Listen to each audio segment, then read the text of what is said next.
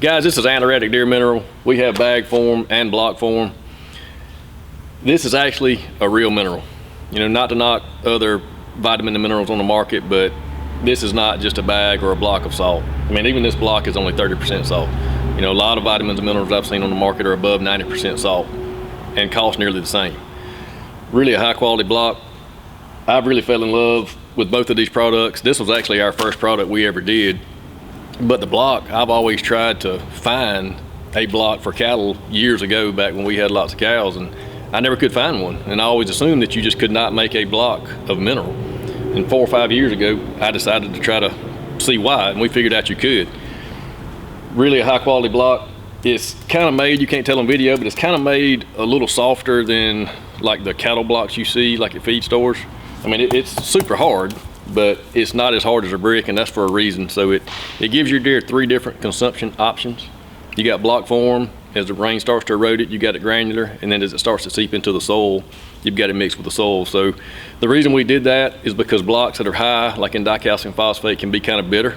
So you need to coach deer to eat them sometimes, but it's a really good tool to find out if your deer are deficient in vitamins and minerals, because if they smash these blocks, they definitely needed it, since it's not just salt. The bags, you just put them out more in clay-based areas. You know, dig a hole, whatever big, whatever deep, no real rules. Put it in the hole, mix it with the soil, leave it depressed maybe where water will stand in it.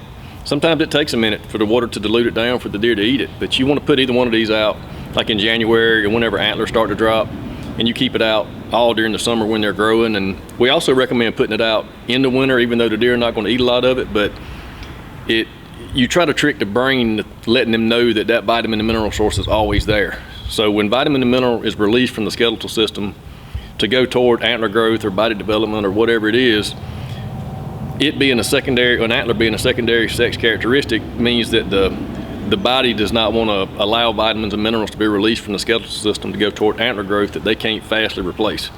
So if you have this out all the time, even in the winter when they're not going to eat a lot of it, hopefully you can coach that mind to let them know to release more vitamin and mineral to go toward antler growth.